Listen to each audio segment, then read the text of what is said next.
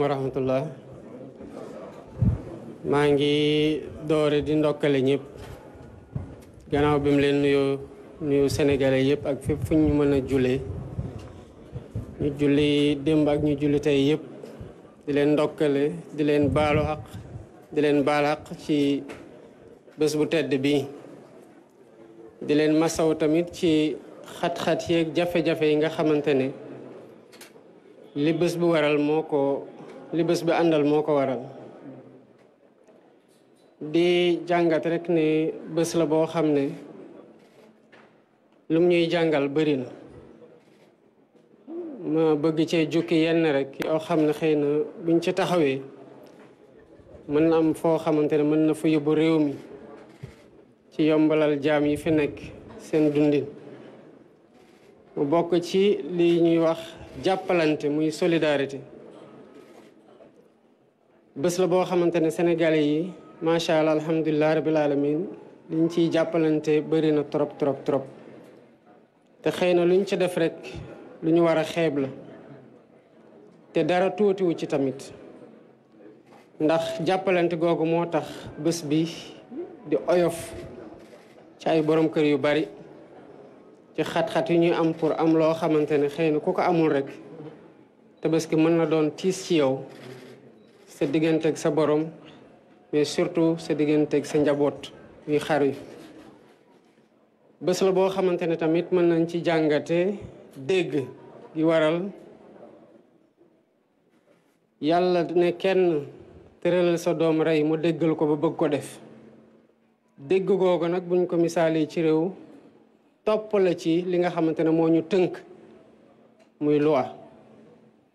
mu doon loo xam ne bu ci ñëpp tënkoo bu dee loi baax na xëy na ni ñu dundee dina gën a yomb te dina gën a jag ci ku ne te dina ànd ak sécurité bi ñëpp soxla pour dund ci affaire ci dëkk bi bu loi desee jag nag ñu gën ko jagal waaye ñu topp ko ba tey ak ci fànn wu mënti nekk bés la boo xamante ne tamit mën nañ ci jàngee yërmande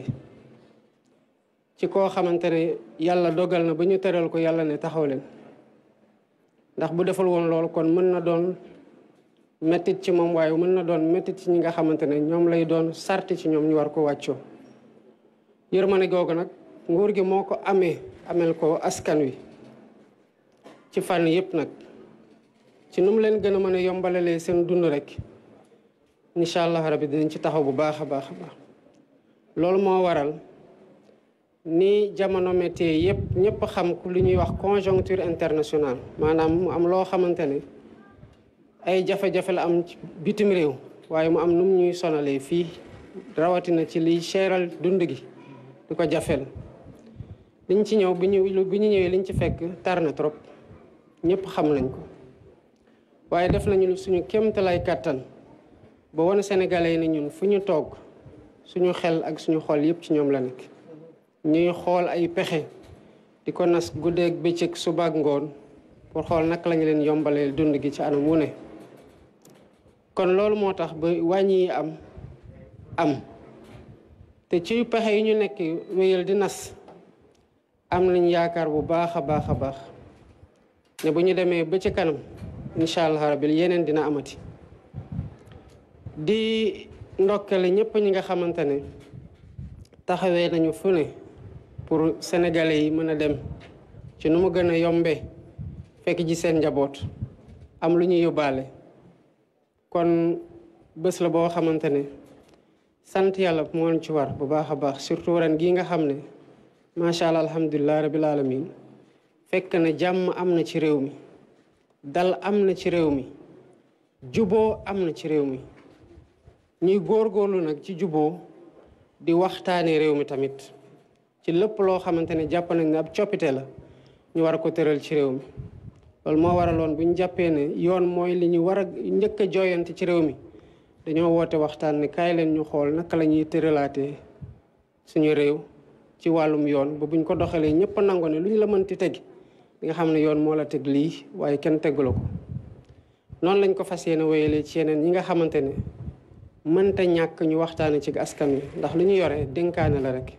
am na ñu ko yoroon avant ñun ñoo ko yor fu mu toll nii di ko doxal bu ñu demee tamit ñeneen dañ ko yor kon loolu laa bëggoon rek dénk Sénégal yi delluwaat baalu xaq baal ñëpp xaq te ñaan yàlla tamit mu may ñu fekkee waat at yu bëri man ak tawfeex ak taysiir ak yokkute ak wér-gu-yaram incha allah rabbi salaamaaleykum wa rahmatullah. Excellence, la fête de la Tabaski symbolise le sacrifice, mais aussi la soumission en ce jour saint. Quel est le message que vous voulez faire parvenir aux Sénégalais? Je voudrais d'abord saluer l'ensemble des fidèles musulmans du Sénégal et de la Oumma. Avoir une pensée pour tous ceux qui l'ont célébré avec nous l'année dernière, mais qui ne sont plus de ce monde. Et prier Allah subhanahu wa ta'ala qu'il leur réserve de clémence et miséricorde et les accueille dans son paradis le plus élevé. La fête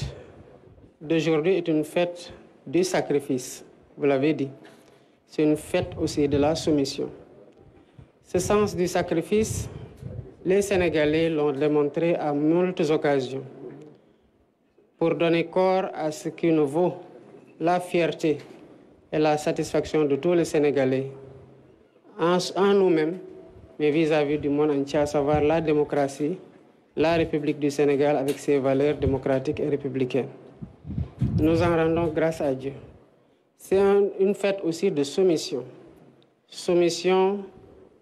à la recommandation divine qui peut être mise en parallèle à la soumission à la loi qui nous régit tous, qui, quand elle est juste, elle doit faire l'objet d'une application universelle, sans distinction d'aucune sorte. Si elle est inadaptée, elle doit être réadaptée pour qu'on puisse continuer à s'y conformer, parce que c'est la garantie de la sérénité et de la tranquillité sans laquelle la vie en société peut être extrêmement compliquée. Voilà pourquoi nous rendons grâce à Dieu, demandons pardon à tous les fidèles, à toute la communauté islamique du Sénégal et du monde entier, et accordons aussi notre pardon à tous ceux qui nous ont offensés, qu'ils l'aient fait volontairement et involontairement. Je voudrais profiter de cette occasion pour magnifier l'élan de solidarité traditionnelle qui gouverne les rapports de la communauté sénégalaise ici et dans la diaspora, et continuer à encourager les uns et les autres à perpétuer cet esprit et cette solidarité agissante envers les frères et les sœurs, qu'ils soient de notre communauté ou même d'autres communautés. Cette solidarité soulage beaucoup de pères de famille en ces périodes de grande angoisse par rapport à l'obligation divine qui leur est prescrite, mais aussi par rapport à leurs familles qui les attendent, surtout avec beaucoup d'obligations en cette période. Voilà pourquoi il n'y a pas de petits actes. Il n'y a pas d'actes qui soient aussi d'une grandeur telle qu'on ne puisse pas en mesurer la portée. L'important, c'est que les uns et les autres comprennent à quel point la solidarité agissante dans la fraternité renouvelée peut être gage d'un soulagement de ces pères de famille qui ont énormément de mal souvent à accomplir ces rituels abrahamiques. Et dire toute ma satisfaction par rapport au climat social qui prévaut dans ce pays aujourd'hui, qui est un climat de paix, un climat de sérénité, un climat de concorde et de cohésion nationale, que nous nous engageons à travailler ardemment à perpétuer et à pérenniser dans le pays. Voilà pourquoi, quelle qu'en soit l'occasion, quand nous pensons que des réformes doivent avoir lieu, nous en profitons pour ouvrir des discussions afin que chaque idée puisse être retenue et chaque opinion puisse être exprimée pour nous garantir la meilleure voie à prendre pour nous assurer des objectifs que nous voulons atteindre. Nous rendons grâce à Dieu que cette Tabaski 2024 corresponde à l'exploitation du pétrole et du gaz avec le first oil que nous avons reçu. Nous en rendons grâce à Dieu et rendons hommage à tous ceux qui, avant nous, ont travaillé pour aboutir à ces résultats, et nous nous engageons à garantir la bonne administration de ces ressources pétrolière et gazière au profit du peuple sénégalais. Je voudrais aussi inviter les Sénégalais à perpétuer l'élan d'action commune, particulièrement pour ce qui est du Set-Setal que nous n'avons pas institué, certes, mais que nous avons recommencé et que nous entendons surtout pérenniser. Nous avons dit que le défi, c'est le défi de la pérennisation. Le premier samedi du mois de juillet, il y aura un autre Set-Setal national. Mais avant cette date, nous savons à quel point il y a beaucoup de déchets à l'occasion de la Tabaski. Nous invitons les Sénégalais, où qu'ils soient, à penser à bien nettoyer pour que le Sénégal, des villes comme des campagnes, garde la propreté que nous avons contribué à lui redonner il y a de cela quelque temps. Je voudrais enfin renouveler ma demande de pardon auprès de tous les Sénégalais d'ici et de la diaspora et rappeler et accorder à nouveau mon pardon à tous les Sénégalais d'ici et de la diaspora et dire mes prières pour un Sénégal prospère, pour un Sénégal juste, pour un Sénégal de cohésion. Salam alaikum wa rahmatullah. jërëjëf kon nag dégg ngeen discours bi nga xamante ne son excellence le président Bassirou Diomaye Diakhar Faye def na ko comme ni mu koy defee saa su ne ci Korité bi defoon na ko addu ci li nga xamante ne moo soxal jamono ji réew mi tey tamit mu dellu si daal di ñëw ci ay poñ yu bëri ci yooyu nag mu ñëwaat ci li nga xamante ne mooy symbolique tabaski bi di soumission bi nga xamante ne moom la ko définiré ak li nga xamante ne moo di solidarité bi nga xamante ne moo war a dox ci diggante. mi mu ko waxee dana réew mi kat doon am réew moo xam ne fi lañ ko fekk te fi lañ koy bàyyi am nañu ñuy jiitu suñ borom itam dénkoon.